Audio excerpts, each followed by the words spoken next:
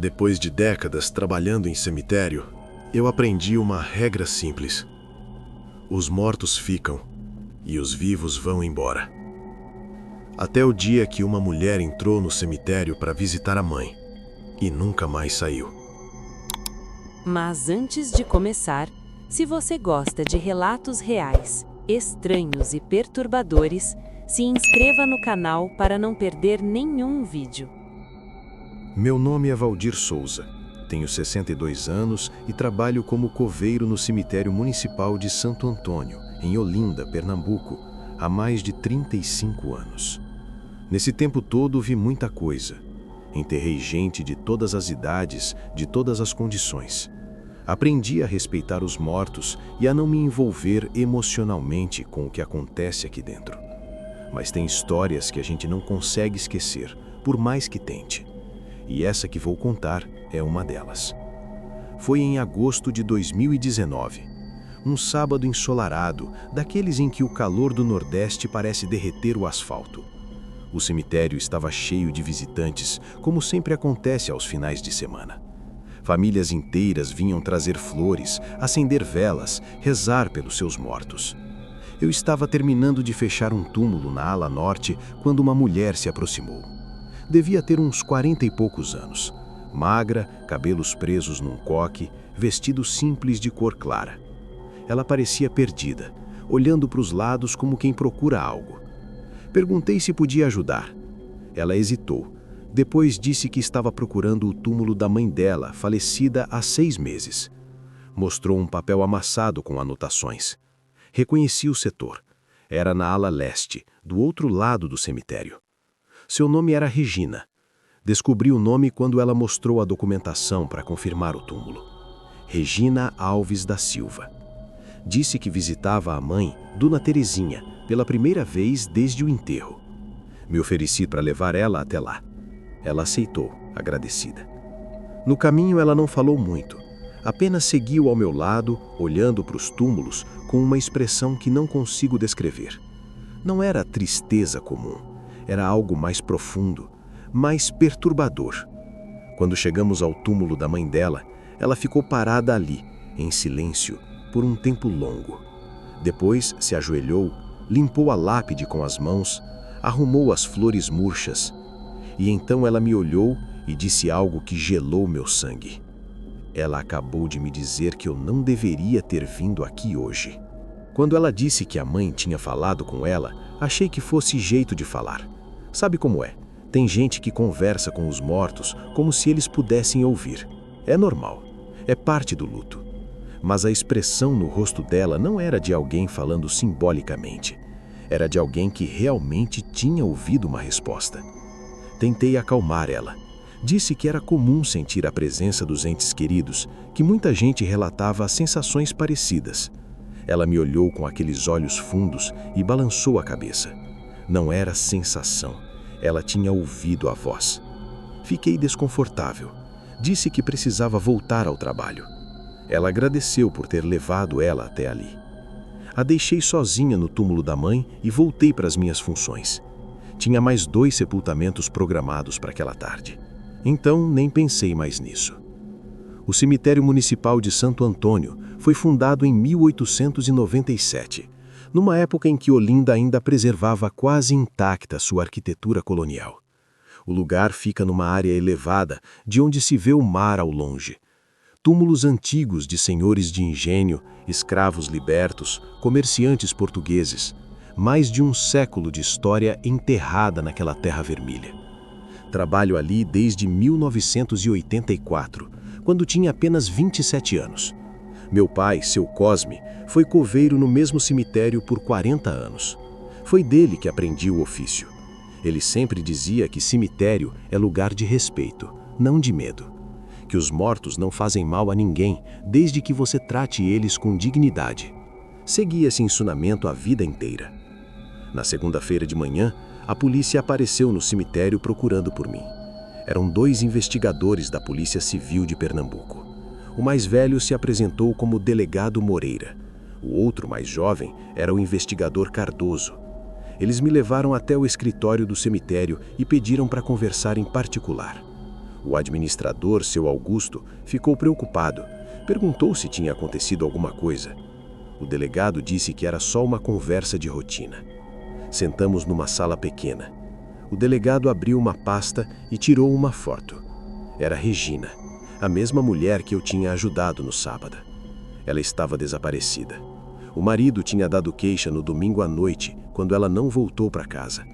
O carro dela foi encontrado ainda estacionado aqui no cemitério, com a bolsa, o celular e a carteira dentro, trancado, sem sinais de arrombamento ou luta. As câmeras de segurança da entrada mostravam ela chegando às 2h30 da tarde de sábado, mas não mostravam ela saindo. O delegado me perguntou se eu tinha visto ela. Contei tudo, que ela me procurou, que levei ela até o túmulo da mãe, que deixei ela lá e voltei para o meu trabalho. Ele anotou tudo. Depois perguntou se ela parecia nervosa, assustada, se tinha dito algo estranho. Hesitei. Não sabia se deveria contar sobre o que ela disse, sobre ter ouvido a voz da mãe. Mas contei. Achei que podia ser importante. O delegado e o investigador trocaram olhares. O investigador Cardoso perguntou exatamente onde era o túmulo. Pedi para acompanhá-los até lá. Caminhamos pela ala leste. O cemitério estava vazio naquela segunda de manhã, só o som dos nossos passos no cascalho. Quando chegamos ao túmulo de Dona Teresa, não havia nada de anormal. As flores que Regina tinha arrumado ainda estavam lá, tudo como eu tinha deixado no sábado.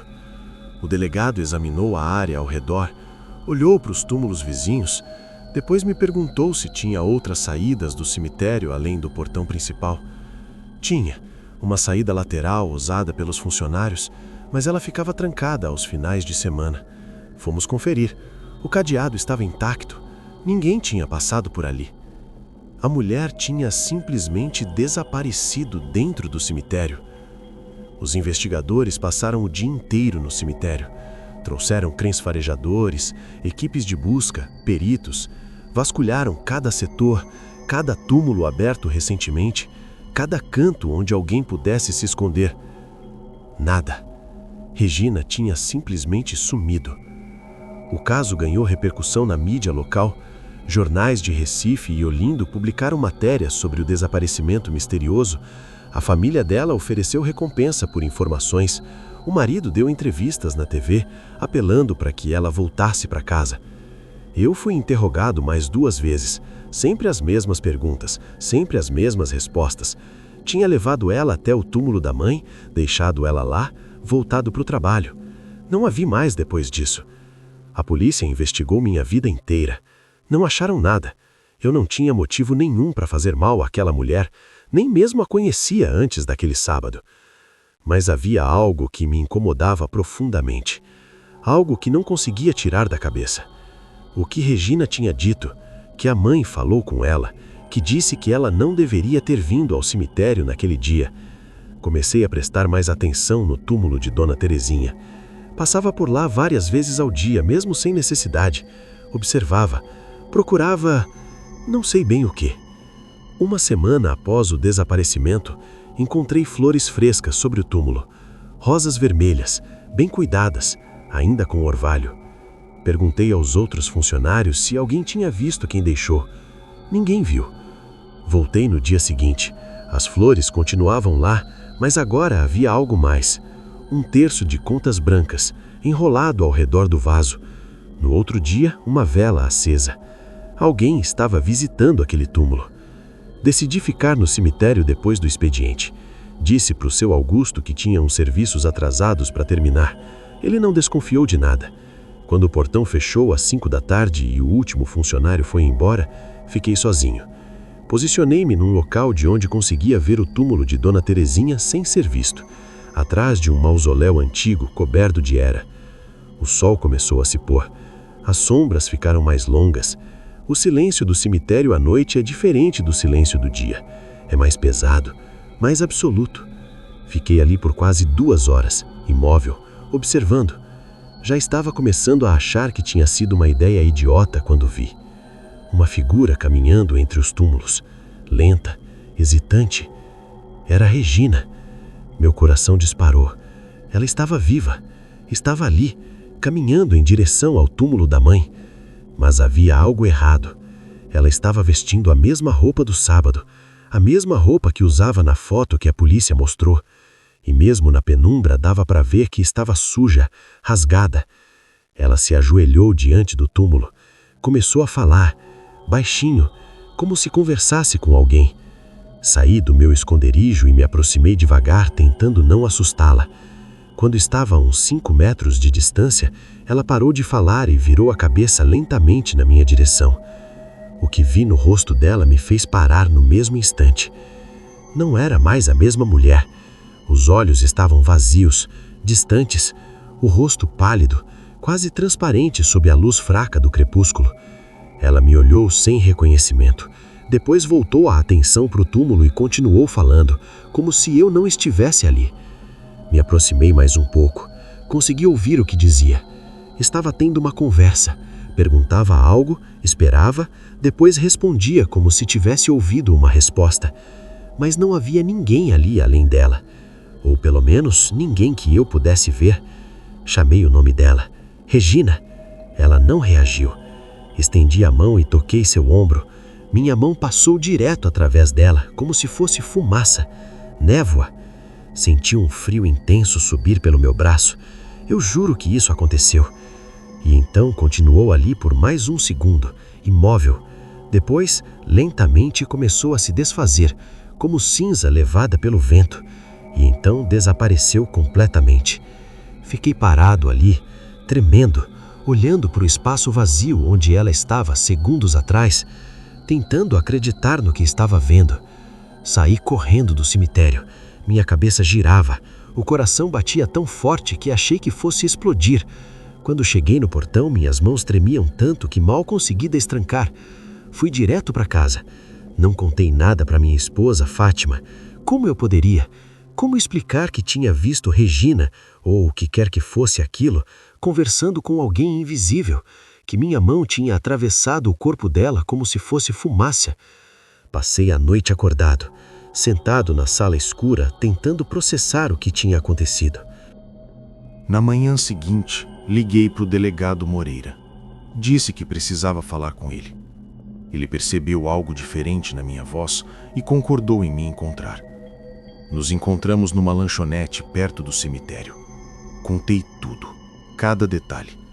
Esperava que ele achasse que eu tinha enlouquecido, que me mandasse procurar um psiquiatra. Mas ele apenas me ouviu em silêncio. Quando terminei, ele suspirou fundo e me mostrou algo no celular.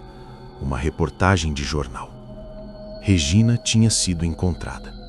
Ou melhor, o corpo dela. Tinha sido descoberto na manhã daquele mesmo dia por um pescador nas pedras perto da praia de Olinda, a poucos quilômetros do cemitério. Segundo o laudo preliminar, ela estava morta há pelo menos uma semana, desde o sábado em que desapareceu. Olhei para o delegado, sentindo o sangue gelar. Ele guardou o celular e disse baixinho que essa não era a primeira vez que algo assim acontecia naquele cemitério. Que havia relatos antigos, arquivados, de visitantes que sumiam e apareciam mortos dias depois. Mas ninguém nunca falava sobre isso. A cidade preferia esquecer. Perguntei o que ele achava que tinha acontecido com Regina. Ele balançou a cabeça. Não sabia. Ninguém sabia. Mas uma coisa era certa. O que eu tinha visto no cemitério não era Regina. Era outra coisa. Voltei ao trabalho 2 dias depois. Não tinha escolha. Precisava do emprego. Mas tudo tinha mudado para mim. Agora, quando caminhava pelo cemitério, olhava para cada sombra com desconfiança. Cada movimento no canto da visão me fazia parar. Cada sussurro do vento me arrepiava. Seu Augusto percebeu que algo estava errado. Me chamou no escritório e perguntou se eu queria tirar uns dias de folga. Disse que não era necessário, que eu estava bem. Mas não estava. Comecei a pesquisar sobre o cemitério, fui atrás de registros antigos, conversas com funcionários aposentados, histórias que ninguém contava oficialmente. Encontrei seu Damião, um ex-coveiro que tinha trabalhado no São Antônio nos anos 70 e 80. Ele morava sozinho numa casa simples nos arredores de Olinda. Quando contei o que tinha acontecido, ele não pareceu surpreso. Me fez entrar, preparou um café forte e começou a falar. Disse que o cemitério tinha sido construído sobre um terreno antigo, usado como cemitério clandestino de escravos no século XIX. Corpos enterrados sem registro, sem nome, sem dignidade. A terra ali carregava dor, raiva, mágoa acumulada de gerações. Havia lugares específicos no cemitério onde as coisas aconteciam, onde os vivos encontravam os mortos, ou pior, onde os mortos puxavam os vivos. Me baseando nas referências que ele deu, foi que percebi. O túmulo de Dona Terezinha ficava em uma dessas áreas. Seu Damião disse que, ao longo dos anos, várias pessoas tinham desaparecido depois de visitar túmulos naquela região. Sempre o mesmo padrão. Entravam no cemitério, não saíam. Dias depois, eram encontradas mortas em lugares próximos, geralmente na praia ou no mangue. A explicação oficial sempre era afogamento, acidente, suicídio, mas quem trabalhava ali sabia a verdade. Saí da casa dele mais assustado do que entrei. Nas semanas seguintes comecei a ver mais coisas. Figuras caminhando entre os túmulos quando o cemitério estava vazio, sombras que se moviam contra a direção do sol, vozes sussurrando nomes que eu não reconhecia. Sempre na ala leste, sempre perto daquela área. Evitava passar por lá quando podia. Fazia rodeios enormes para não ter que atravessar aquele setor, mas às vezes não tinha escolha. Tinha sepultamentos marcados, manutenções programadas, e toda vez que passava pelo túmulo de Dona Terezinha, sentia aquele frio, aquela presença. As flores continuavam aparecendo, sempre frescas, sempre quando ninguém estava olhando. Com o tempo fui me acostumando e desviando a atenção desses acontecimentos estranhos. Mas 6 meses após o desaparecimento de Regina, um homem apareceu no cemitério. Idoso, uns 70 anos, com um buquê de flores na mão. Ele me procurou e perguntou onde ficava o túmulo de Terezinha. Meu sangue gelou. Perguntei quem ele era. Disse que era o irmão dela, que morava em São Paulo e acabou de saber da morte dela meses atrasado. Queria visitá-la. Tentei dissuadi-lo. Disse que o cemitério estava fechando, que era melhor voltar outro dia, de manhã, com mais luz. Ele insistiu. Disse que tinha viajado muitas horas e não podia perder a oportunidade. Respirei fundo e decidi acompanhá-lo. Não consegui deixar ele ir sozinho depois de tudo. Levei o homem até o túmulo de Dona Terezinha. Ele se apresentou como seu Geraldo. Falava devagar, com o sotaque paulista carregado. Disse que ele e a irmã tinham se afastado há muitos anos por causa de uma briga familiar boba. Quando soube que ela tinha morrido, quis se despedir. Chegamos ao túmulo. Ele se ajoelhou, colocou as flores, fez o sinal da cruz. Começou a rezar baixinho. Fiquei ali perto, observando, atento a qualquer movimento, qualquer sombra, qualquer mudança no ar. O sol continuava descendo. As sombras ficavam mais longas. Seu Geraldo terminou a oração e ficou ali, em silêncio, com a cabeça baixa. Depois começou a falar, como se conversasse com a irmã, pedindo perdão, dizendo que sentia muito por tudo. E então aconteceu. Ele parou de falar, levantou a cabeça lentamente, olhou para um ponto ao lado do túmulo, como se visse alguém ali. Meu coração disparou.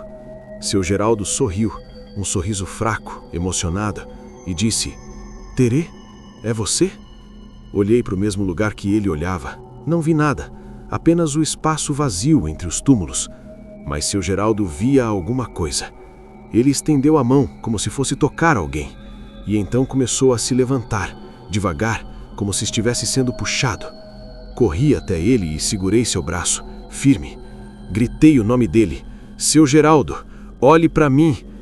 Ele se virou. Os olhos estavam vidrados, distantes, mas ainda havia reconhecimento ali. Puxei ele com força, afastando do túmulo. Ele resistiu, tentando se soltar. Murmurava palavras confusas, algo sobre ir com a irmã que ela estava esperando. Continuei puxando, arrastando ele para longe daquela área. Quando estávamos a uns 10 metros de distância, seu Geraldo piscou, olhou ao redor, confuso, como se tivesse acabado de acordar. Perguntou onde estava, o que tinha acontecido. Não respondi. Apenas continuei segurando ele, levando para fora do cemitério, para longe daquele lugar. Quando chegamos ao portão, ele estava tremendo, pálido, suado. Coloquei ele no carro, dei um copo de água, esperei ele se recuperar. E então contei tudo, sobre Regina, sobre o que eu tinha visto, sobre aquele lugar. Ele me ouviu em silêncio, o rosto cada vez mais branco. Quando terminei, ele olhou para trás para o cemitério e sussurrou. Ela estava lá. Eu vi minha irmã, ela me chamou. Seu Geraldo foi embora naquela mesma noite. Disse que nunca mais voltaria, que ia rezar pela alma da irmã de longe, mas não pisaria naquele cemitério novamente.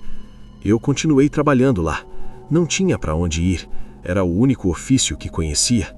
Mas mudei minha rotina. Evito completamente a ala leste depois das 4 da tarde. Nunca fico sozinho naquela área. E quando alguém me pede para levar até o túmulo de Dona Terezinha, sempre invento uma desculpa. As flores continuam aparecendo, as velas continuam sendo acesas, e de vez em quando passo por lá de manhã cedo, vejo pegadas frescas na terra ao redor do túmulo. Pegadas que não deveriam estar ali. O caso de Regina foi oficialmente arquivado como afogamento acidental. A família dela ainda coloca anúncios nos jornais todo ano no aniversário do desaparecimento, mas ninguém fala sobre o que realmente aconteceu. Eu sei a verdade. Sei o que vi. Se gostou, eu realmente agradeceria se deixasse o like e se inscrevesse para receber mais relatos como este. Isso é tudo por hoje, mas nos vemos em breve, no próximo vídeo.